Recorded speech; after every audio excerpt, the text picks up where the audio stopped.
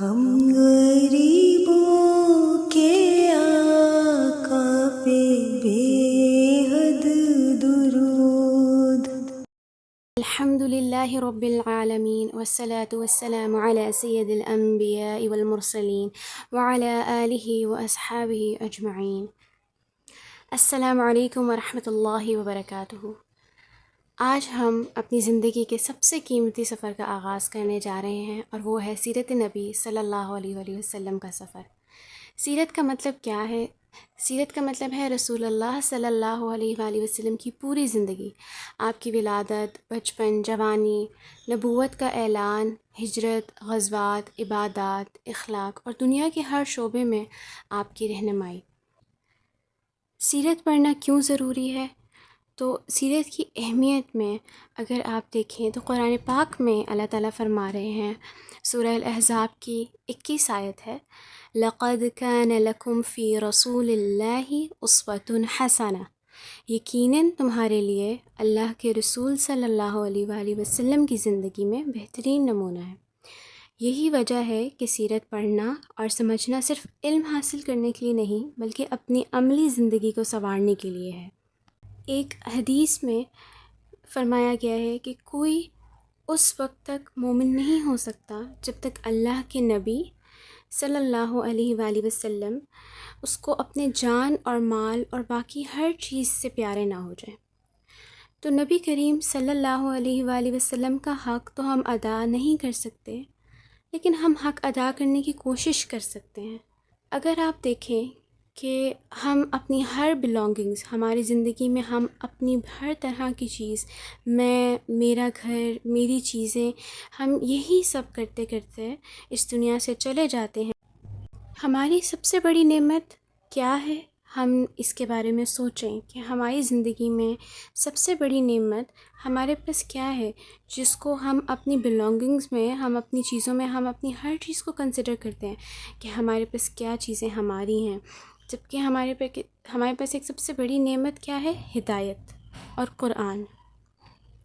اگر ہمارے بڑے کچھ ہمارے لیے چھوڑ کر جاتے ہیں تو ہم ان کی چیزوں کو بہت ویلیو کرتے ہیں کہ ہمارے لیے یہ چھوڑ کر گئے ہیں ہمارے بڑے۔ تو اگر آپ اس چیز کو تھوڑا سا سوچیں کہ نبی کریم صلی اللہ علیہ وآلہ وسلم نے اپنی امت کو کیا دیا، اور اس کا احساس کر کے دیکھیں، تو آپ دیکھیں گے کہ ہمارے پاس نبی کریم صلی اللہ علیہ وآلہ وسلم کی دی ہوئی بہت سی نعمتیں، بہت سے احسانات ہیں جن کی ہمیں قدر کرنی ہے۔ یہاں سب سے بڑی نعمت ہدایت اور قرآن ہے، اور اس سے ہمیں کون یاد آتا ہے؟ اللہ تعالیٰ۔ اور اللہ تعالیٰ نے کس کے ذریعے یہ نعمتیں ہمیں دی؟ محمد مصطفیٰ صلی اللہ علیہ وآلہ وسلم کے ذریعے۔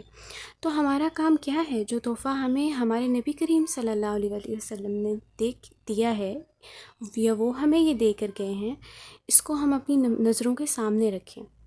قرآن مجید میں اللہ تعالیٰ نے ارشاد فرمایا ہے، سورہ الانبیاء آیت نمبر 107 میں، وَمَا أَرْسَلْنَاكَ إِلَّا رَحْمَةً لِلْعَالَمِينَ، اور ہم نے آپ کو تمام جہانوں کے لیے رحمت بنا کر بھیجا ہے۔ اگر آج کل کا معاشرہ آپ دیکھیں تو بہت مٹیریلزم ہے، محبت ایک بے لوث جذبہ ہے، جو آج کل اگر آپ دیکھیں تو بہت کم آپ کو ملے گا، کیونکہ آج کل دنیا مٹیریلزم کے پیچھے جا رہی ہے۔ لیکن ایک ہستی ایسی ہے کہ اللہ نے اس دنیا میں بھیجی ہے، جو ہمیں ہمارے ہی معاشرے میں محبت کرنا سکھاتی ہے، جو ہم سے بہت محبت کرتے تھے، ہمارے پیارے نبی محمد مصطفیٰ صلی اللہ علیہ وآلہ وسلم، جن کی شفاعت ہمیں اللہ تعالیٰ کی رحمت سے آخرت کے تمام مراحل میں ہمیں پروٹیکٹ کرے گی، ہماری حفاظت کرے گی۔ اللہ تعالیٰ کی تمام نعمتوں میں سے سب سے بڑی نعمت جو بن مانگے اللہ تعالیٰ نے ہمیں دی، وہ ہے نبی کریم صلی اللہ علیہ وآلہ وسلم کا امتی ہونا۔ اور رسول کریم صلی اللہ علیہ وآلہ وسلم ہم سے اتنی محبت کرتے تھے کہ شاید ہم اس کو امیجن بھی نہیں کر سکتے۔ ہمارے لیے ان کی دعائیں، انہوں نے ہمارے لیے دعائیں کی ہیں، ہمارے لیے بخشش طلب کی ہے اللہ تعالیٰ سے۔ ایک حدیث ہے جس میں نبی کریم صلی اللہ علیہ وآلہ وسلم نے یہ خواہش ظاہر کی کہ میں اپنے بھائیوں کو دیکھ لیتا. تو صحابہ نے عرض کی کہ اے اللہ کے رسول، کیا ہم آپ کے بھائی نہیں؟ آپ نے فرمایا تم تو میرے صحابہ ہو، میرے بھائی وہ ہیں جو ابھی تک پیدا نہیں ہوئے اور میں حوض کوثر پر ان کے پیش رو ہوں گا. صحابہ نے کہا اے اللہ کے رسول صلی اللہ علیہ وآلہ وسلم، آپ اپنی امت کے ان لوگوں کو کیسے پہچانیں گے جو آپ کے بعد آئیں گے؟ آپ نے فرمایا بتاؤ، اگر ایک آدمی کے گھوڑے سفید ماتھے اور سفید ہاتھ پاؤں والے ہوں جبکہ دوسرے گھوڑے خالص سیاہ ہوں تو کیا وہ اپنے گھوڑوں کو نہیں پہچان لے گا؟ تو صحابہ نے کہا کیوں نہیں، ضرور پہچان لے گا. آپ صلی اللہ علیہ وآلہ وسلم نے فرمایا بلا شبہ وہ لوگ قیامت کے دن روشن چہروں اور چمکتے ہاتھ پاؤں کے ساتھ آئیں گے اور میں حوض کوثر پر ان کا پیش رو ہوں گا. تو یہ محبت ہے نبی کریم صلی اللہ علیہ وآلہ وسلم کی ہم سے، اپنے امتیوں سے.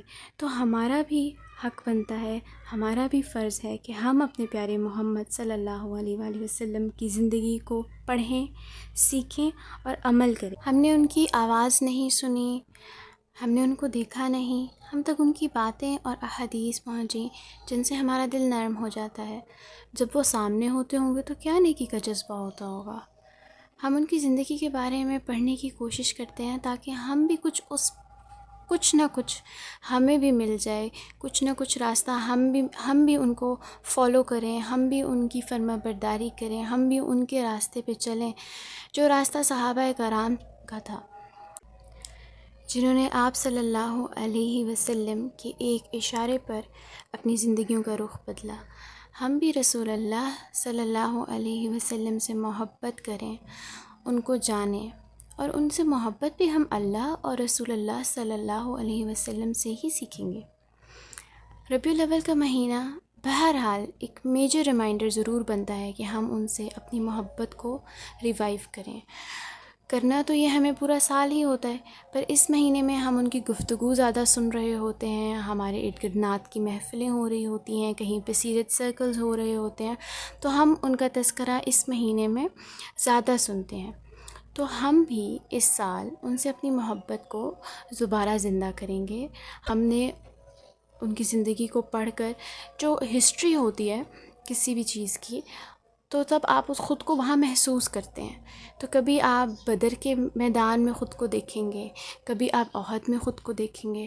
تو یہ پوری ایک جرنی ہماری سیرت کی، جس میں آپ اس کو کمپلیٹ کرنے کے بعد نبی کریم صلی اللہ علیہ وآلہ وسلم سے آپ کی محبت ریوائیو ہوگی. محبت ہر مسلمان کے دل میں ہے نبی کے لیے، چاہے وہ پریکٹسنگ مسلمز ہیں چاہے وہ نان پریکٹسنگ مسلمز ہیں. ہمارے ہاں ہمارے دل میں یہ محبت موجود ہے، ہر کسی کے دل میں یہ موجود ہے.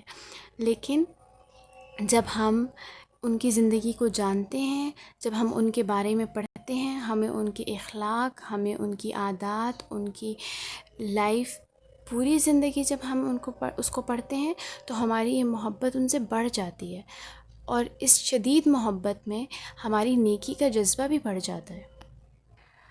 اور آپ کے کرنے کا کام یہ ہے کہ آپ نے اپنی نیت کا تزکیہ کرنا ہے.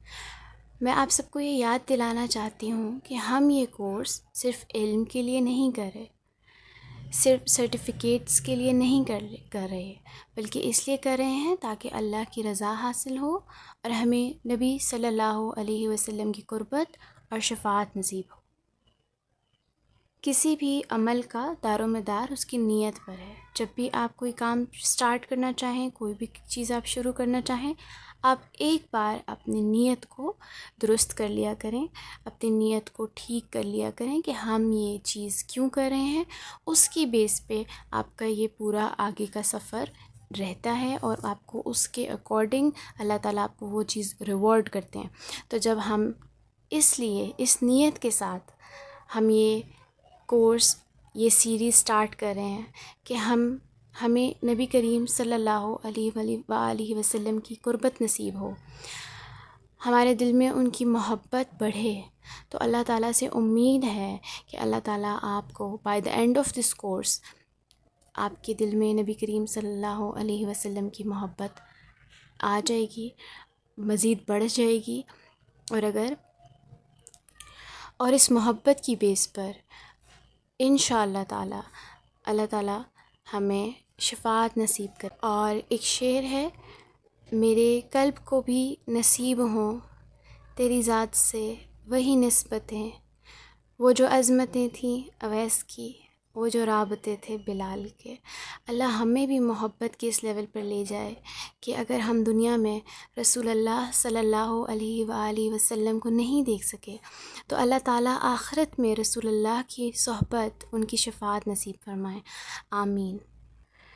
آپ سب سے میری گزارش ہے کہ آپ سب ایک دفعہ محبت سے محمد مصطفیٰ صلی اللہ علیہ وسلم پر درود پاک پڑھیں۔ اللہم صلی علی محمد وعلی آل محمد کما صلیت علی ابراہیم وعلی آل ابراہیم انک حمید مجید۔ اللہم بارک علی محمد وعلی آل محمد کما بارکت علی ابراہیم وعلی آل ابراہیم انک حمید مجید۔